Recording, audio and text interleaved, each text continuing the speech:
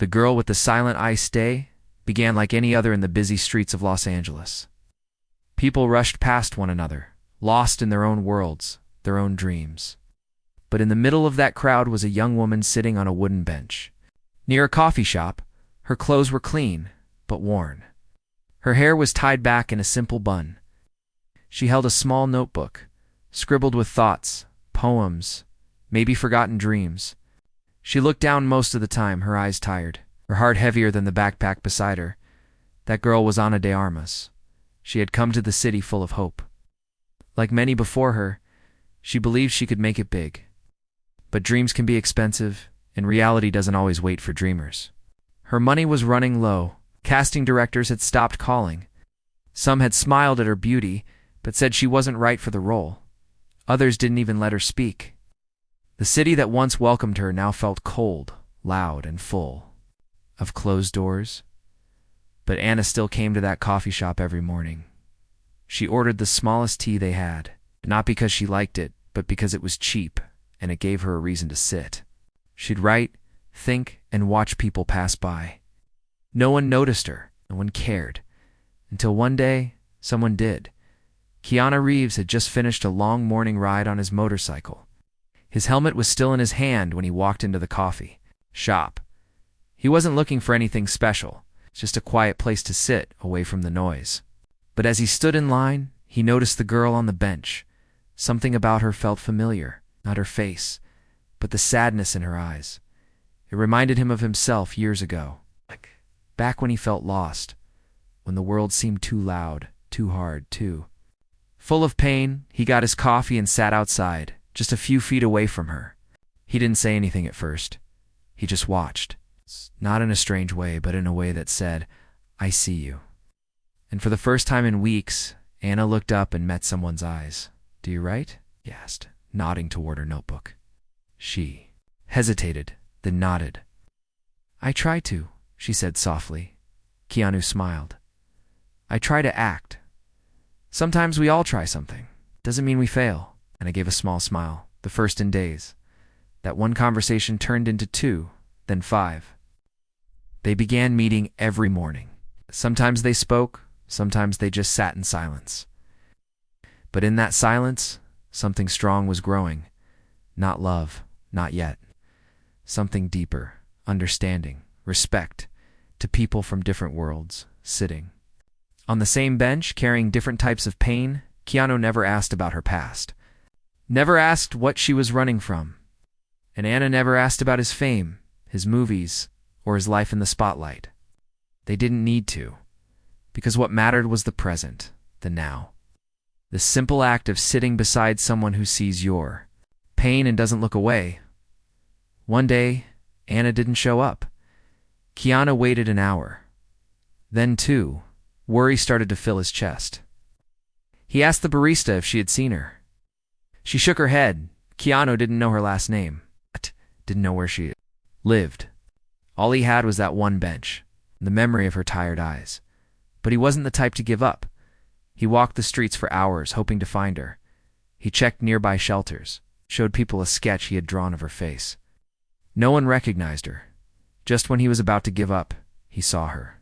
Not on a bench, not on a street, but in an alley. Sitting on the ground, hugging her knees. Her notebook was gone.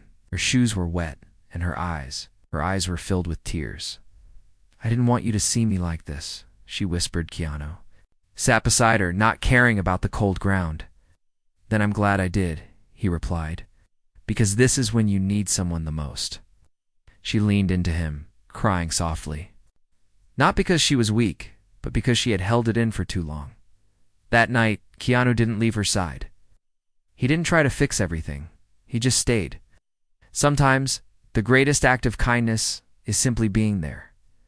Anna would later say that moment saved her life, and what came next would change them both forever.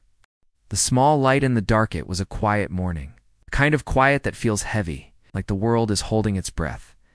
Anna woke up in a small guest room, wrapped in a soft blanket. Sunlight peeked through the old curtains. The bed wasn't fancy, but it was warm. The smell of coffee drifted in from the kitchen. Keanu Reeves was standing by the stove, his back to her, his movements calm, careful, as if he didn't want to wake her. "You didn't have to bring me here," she said softly. He turned, smiled. "I didn't have to. I wanted to." Anna looked down, her voice almost breaking. "People don't help me like that. Not anymore." Keanu poured her a cup of coffee, then sat at the small wooden table. Maybe they should. She sat across from him. For a moment, they just drank in silence. This was Keanu's home, not a mansion, not a movie star's castle. It's just a small, peaceful place filled with books, old photos, and quiet. It felt real. It felt safe. "How do you stay kind?" Anna asked suddenly. After everything, Keanu looked at her, then out the window. His voice was soft but steady. "Because I know what it feels like when no one is." Anna didn't answer. She didn't need to. Her eyes said enough. After breakfast, Keanu handed her back her notebook. She looked at it in surprise. "I thought it was lost." "I found it near the alley," he said. "I figured it meant something to you." She opened it slowly. Inside were her messy writings, her poems, her thoughts, pages full of dreams that had almost faded. But on the last page, something new was written.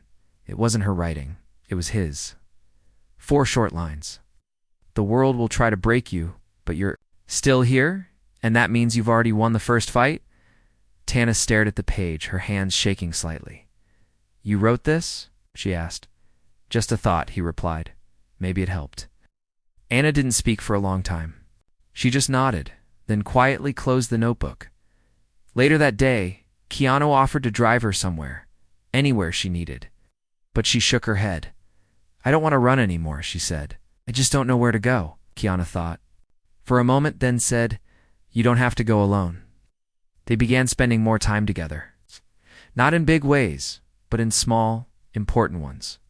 Keanu helped her rewrite her resume. Introduced her to a few people, not agents, not producers, just kind people. People who respected others, people who listened. Anna started reading at open mic nights again. At first her voice was soft, uncertain, but day by day it grew stronger. People started clapping, then asking her name, then remembering it. Still, there were days when she doubted herself. Days when the weight of everything threatened to crush her again. One of those days. She returned home to Keanu's place and found a note taped to the door. Look under the bench, confused. She walked to the park bench where they had first met. Taped underneath was a small envelope. Inside it was a simple necklace, tiny pendant in the shape of a flame. She turned it over. Engraved on the back were 4 words. "Keep your fire alive." Anna pressed it to her chest, tears in her eyes. Not from sadness, but from feeling seen. Keanu didn't try to save her. He didn't treat her like someone broken. Just stood beside her, reminding her of the strength she already had. Weeks passed, then months. Anna was offered a small role. In a student film, it wasn't big. It didn't pay much. But it was real, and it meant someone finally believed in her again. When she got the news, she ran to Keanu's place, breathless, smiling. "They picked me," she cried. He didn't jump up. He didn't shout. He simply opened his arms. "I always knew they would," he said. And for the first time, Anna truly believed it too. But just when things were getting better, life tested them again. One night, after a small celebration dinner, Keanu received a phone call. His face turned pale. His hands shook slightly. "What happened?" Anna asked, worried. He didn't answer at first. Then he whispered, "It's my sister." Naya didn't ask more questions. She just placed her hand over his, because now it was her turn to be the strong one. When silence speaks, the loudest. Kean didn't talk much on the drive. His hands stayed tight on the steering wheel, eyes focused on the road, but his mind was far away. Anna sat beside him. She didn't speak either. She knew the feeling to Wealtha. Ache in your chest, the fear of the unknown, the way one phone call can change everything. His sister Emily had been fighting a long illness. For years she had good days and bad ones, but lately, the good ones were fewer. And now, something had gone wrong. They reached the hospital just before sunset. The sky outside was painted with soft orange and deep purple, but neither of them noticed. Inside the quiet room, Emily lay asleep. Her breathing was slow, machines blinking softly beside her bed. Keanu walked in and sat beside her. He took her hand gently, like it was made of glass. Anna stayed near the door, not wanting to intrude. But then, Emily opened her eyes and smiled faintly. "You brought someone," she said in a whisper. Keanu turned, surprised. "You're awake?" "Just for now," she smiled. "Who's the girl?" Anna stepped forward, nervous. "I'm Anna, a friend." Emily looked at her kindly. "Then you must be special. Keanu doesn't bring people around." Anna smiled softly. She didn't know what to say. Emily looked at Keanu again. "Don't be afraid, okay?" His voice cracked. "I'm not afraid for me. I'm afraid of not having you." Hand, weak but full of love. "You'll be okay. I believe in you." Anna stepped out to give them space. She sat in the hallway, watching nurses pass by. Her own memories started to rise, memories of people she had lost, chances that slipped away, and the quiet pain of being alone in dark moments. But Keanu wasn't alone now, and neither was she. A few hours later, Keanu walked out. His face was pale, but calm. "She's sleeping again," he said. But she smiled. "Said you were kind." Anna stood. "She's strong, like you." He shook his head. "She's stronger than me." They left the hospital and drove in silence. But it wasn't the heavy silence from before. It was full of unspoken respect, shared pain, and quiet strength. The next few days were hard. Keanu spent every night at the hospital. Keanu visited when she could, bringing food, books, and sometimes just her presence. Then, one evening as they sat in the hospital garden, Keanu said something unexpected. "You saved me, Anna." She looked up, confused. "No, you saved me." "Maybe we saved each other." A few days later, Emily passed away peacefully in her sleep. The doctor said it was painless, a gentle goodbye. Keanu didn't cry in front of anyone, not at the funeral, not at the quiet service. But that night, when the guests were gone and the lights were dim, Anna found him sitting in the corner of the living room, holding a photo of Emily in his hands. She didn't speak. She just sat beside him and rested her head on his shoulder. "After a long time," he whispered, "I don't know how to live without her." Anna replied softly, "You don't have to forget her. You just have to live for her now." Keanu looked at her, eyes full of pain but also something new, hope. "You always know the right thing to say." He said, "No." She smiled. "I just say what I needed to hear once." The next morning, Anna made breakfast. It was simple, toast, eggs, and fruit. But for the first time in days, Keanu ate with a small smile. "Thank you," he said. "For breakfast?" she asked. "For staying." Anna nodded. That's what friends do. He looked at her then, really looked at her, not just as the girl, with tired eyes from the coffee shop, but as someone who had changed his world without even trying. "You're more than a friend, Anna." She froze for a second, not because she was afraid, but because she felt the same. Before she could answer, her phone buzzed. She checked it and her eyes widened. "What is it?" Keanu asked. I got a call, a real one, casting director. She saw my short film, and they want to meet me tomorrow." Keanu smiled, full and real. "Then we better get ready." But as Anna looked at the message again, her hands began to tremble. "There's just one thing," she said. "What?" "The audition is in New York." Keanu's smile faded slightly. It's not out of anger, but something deeper. He looked at her with calm eyes. "Then you go, but you go, Anna. Don't let anything stop you now, not even me." She swallowed. "Hard. But what if I lose you?" He stood up and walked to her. "You won't. Some people are always with you, no matter how far." She nodded, her heart full and aching at the same time. That night they packed her bag together. Didn't speak much, but every touch, every glance, was filled with meaning. The morning of the flight, Anna stood at the airport gate. Keanu was beside her. "Promise me something," he said. "Anything. Don't stop writing. Don't stop believing." And no matter what, remember your fire is yours. No one can take it. She reached into her pocket, pulled out the necklace, and showed it to him. I never take it off, she whispered. They hugged, long, tight, full of everything they couldn't say. As she walked away, she turned once more. Keanu raised his hand. Go. Shine, he said. Anna boarded the plane, her dreams waiting, her heart full. But life, as always, had more surprises ahead. The letter she never expected New York was louder than Anna remembered. It was colder, too. It's not just in weather, but in the way people walked fast, talked fast, and didn't look back. But something had changed inside her. This time, Anna wasn't just chasing a dream. This time she believed she deserved it. The audition was in a tall glass building near the river. She wore her best dress, the same one she had worn at the student film shoot. It wasn't fancy, but it was honest. She walked in with shaking hands but steady feet. The casting director smiled. We saw your short film, she said. Have something. It's not polish, it's heart. Anna read her lines. She put her whole soul into them. Every emotion, every scar, every memory. When it ended, the room was quiet. The director nodded. Thank you, she said. You'll hear from us soon. Outside, Anna sat on a bench. She didn't know if she had done well or not. But this time, it didn't matter as much, because she had given everything, and that was enough. She called Keanu. He didn't pick up. She texted him, no reply. At first, she thought maybe he was busy, maybe resting, maybe just taking time. But then a full day passed. Then Anna felt something cold settle in her chest. A quiet fear, not panic, but the soft whisper of worry that grows louder with time. On the third day, she received a letter. Not an email, not a text.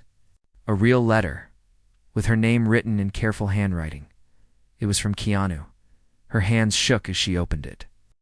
Dear Anna, if you're reading this, it means you're already braver than most. It means you followed your dream even when it pulled.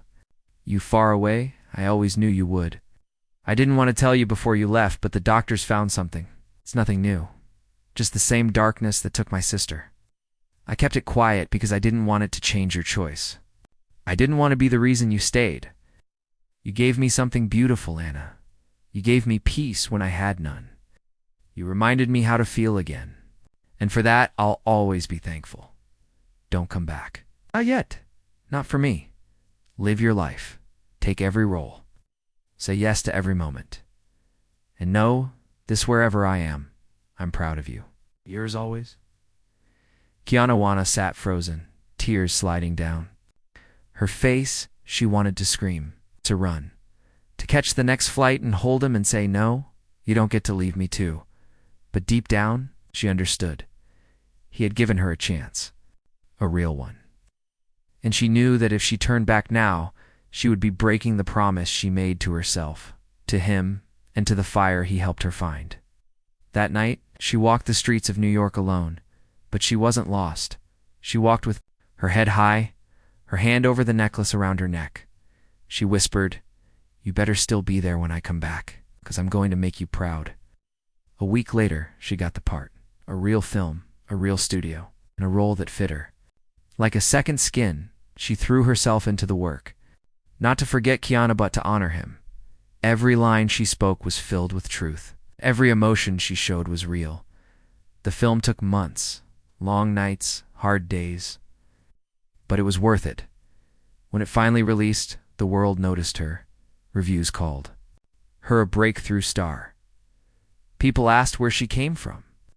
She smiled quietly and thought, from a bench, from a man who believed. She finally had enough money to fly home, but before she could book the ticket, her phone rang. The voice on the other side said, you're invited to the award ceremony. Your name's been submitted for Best New Actress. Anna dropped to her knees, tears flowing freely. But one question stayed in her heart. Was Keanu still there to see it? She called again. This time he answered. His voice was soft, slower, but warm. Anna, he said, smiling through the phone.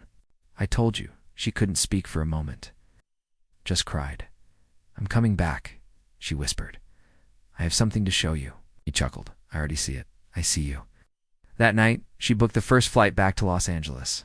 Not just to say thank you, but because some people are more than chapters, they are the reason the book exists at all. Back to where the story, Beg and Anna stepped off the plane with a heart full of emotion. The city looked the same, the bright signs, the long roads, the noise, but to her, everything had changed. She was no longer the girl who sat quietly on a bench, hoping someone would notice her. She was stronger now, not just because of the fame, not because of the film, but because of the pain, the kindness, and the man who never let her give up. Keanu, her driver, waited with a sign. She smiled and nodded, holding back tears. The ride was quiet. Outside the window, the city moved fast, but her thoughts moved slow. Memories flooded her mind. His calm voice, his gentle words, the way he listened, the way he never asked for anything, but gave everything. She arrived at his home just before sunset. She stepped out of the car and stood there for a moment. Her heart pounded. Would he look the same? Was he okay? Would he still see her the same way? She knocked gently. The door opened, and there he was. Thinner, paler. His eyes lit up. You came back. Anna stepped forward and wrapped her arms around him. Not a soft hug, a real one. Full of everything words couldn't say. You didn't think I'd miss this, did you? She whispered. They sat together in the living room, the same one where she once handed him a cup of coffee, where they shared silence, and where he first told her she mattered. I saw the movie, he said, smiling. Twice you did. I cried both times. Anna laughed softly, brushing away a tear. I wouldn't be in it without you. He looked at her with pride. You would have found your way. Maybe slower. Maybe harder, but your light was always there. They sat in silence for a while, but this silence felt full. Like music between the notes. Later that evening, Anna pulled a small envelope from her bag. I have something, she said. They gave it to me before I left. Inside was an invitation. She handed it to him. He opened it slowly. You are invited to the annual Film Awards ceremony. Nominee, Ana de Armas, Best New Actress. Keanu looked at her. This is yours. Ours, she said firmly. I want you there. He hesitated. What if I can't make it? Then I'll bring the award to you, she smiled. They laughed, cried. Remembered that night, Anna stayed over. She made soup. He read from one of his old books. It was peaceful, like the world had paused just for them. The next morning, they visited the bench, the one where it all started. Anna sat in her old spot. Keanu sat beside her. They watched the world pass by, just like before. But now people noticed them. Some even smiled. One young girl walked up shyly. Are you Ana de Armas? Anna smiled kindly. Yes, I loved your movie. It made me feel less alone. Anna looked at Keanu. Then she said, This is Keanu. He's the reason I could make it. The girl nodded. Then thank you, sir. Keanu smiled, just glad she listened. As the girl walked away, Anna turned to him. You've helped more people than you know. We shrugged softly. Kindness doesn't need a stage. Days passed, then the night of the awards arrived. Anna wore a simple dress. Not flashy, just elegant. She looked like herself, strong, kind, real. Keanu was too tired to attend, but before she left, he handed her something, a folded piece of paper. Read it if you win, he said. Anna nodded, kissed his forehead, and left. The ceremony was grand. Lights, cameras, long speeches. When her name was announced, Anna froze. She walked slowly to the stage, heart beating so loud she could barely hear anything. She took the award in her hands. It felt heavy. Then she unfolded the note she didn't even look at the microphone she just read. You don't win by shining alone. You win by remembering the ones who lit your path. I'm proud of you, Anna, always. Keanu's room was silent. Then the applause came.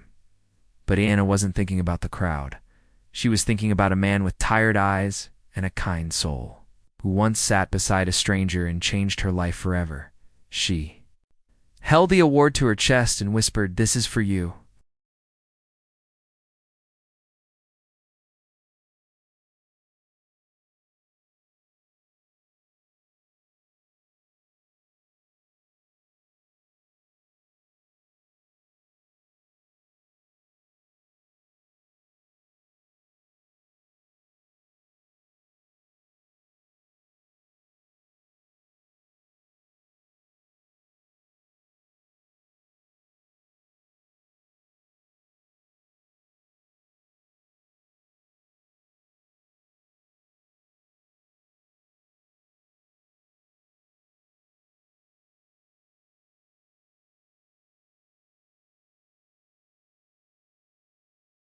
The fire that never fad at the ceremony was over. People clapped her back, took photos, asked questions. She smiled, nodded, answered politely, but her heart was somewhere else as soon as she could. Anna left the crowd and stepped outside into the quiet night. The city lights sparkled, but nothing felt brighter than the small gold award in her hand. She didn't go to the after-party, didn't wait for the press. She went straight home to him. The house was dark when she arrived. For a moment, fear crept in. Her hand shook as she unlocked the door, but inside, the soft glow of a lamp was still on. Keanu sat on the couch, wrapped in a blanket, eyes closed. But breathing, Anna knelt beside him, touched his hand. His eyes opened slowly. "You came back," he whispered, voice faint. She held the award in front of him. "We did it," she said, tears shining. He smiled, small but full of peace. "I knew you would." Anna placed the trophy on the shelf beside the books, beside a framed photo of Keanu and his sister. She sat beside him and rested her head on his shoulder. "I read your note," she said. "You made it sound better than I wrote it." He chuckled weakly. "They stayed like that for a long time. No words needed. Just breath, just presence." A few days later, Anna got a call for another major role. She accepted it, but not before asking one important question. "Can I film it here?" In Los Angeles, the studio agreed. Anna stayed close. Every day she came home after filming. Sometimes she brought soup. Sometimes she brought stories. Sometimes she just sat with him. As Keanu grew weaker, Anna grew stronger. And she wasn't the only one. The story of her rise, of the mysterious friend who supported her, who stayed in the shadows, started to spread. People began asking about him. At first, Anna stayed quiet. It wasn't her story to share, but one night she sat down and wrote everything. A letter, not for fame, not for praise, but for truth, she called it. The Man on the Bench. She shared it online, and it touched the world. Millions read it, shared it, cried over it. People started doing small acts of kindness again. Strangers left notes on benches. Necklaces shaped like small flames were sold with the words, "Keep your fire alive," engraved on the back. Keanu never asked for any of it, but he smiled when he saw. "Maybe." I said one day people just needed a reminder. Anna nodded. All due one quiet morning, Keanu didn't wake up. He passed in his sleep. Peacefully, without pain, Anna sat with him for hours. She held his hand, whispered all the things they never said out loud. "You were my light," she told him. "You were the reason I kept going. I promise I'll keep going for you." His funeral was small, just a few close people. No media. No flash. Anna spoke, soft but steady. "He once told me that kindness doesn't need a stage," she said. "If he were here now, I'd say yes, it does. The whole world needs to see what kindness looks like." And it looked like him. Later, she returned to the bench. She sat alone this time, but it didn't feel lonely. She pulled out her notebook. Same one she had nearly lost, and wrote a poem. He was not loud, but he was strong. He carried others when they couldn't walk. He gave without asking. He loved without fear. And though he is gone, I still feel him. Nirvana visited the bench often. Sometimes fans left flowers, sometimes letters, sometimes nothing. But she always knew he was there. Years passed, Anna kept acting. But more than that, she kept speaking. About resilience. About grace. about people who help without expecting anything back.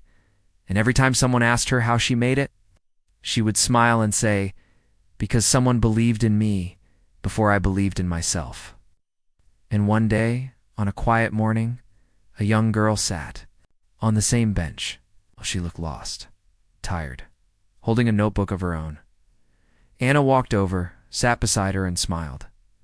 "Do you write?" she asked. The girl nodded. Anna handed her a cup of tea. "Then maybe we're more alike than you think." Just like that, the fire passed on.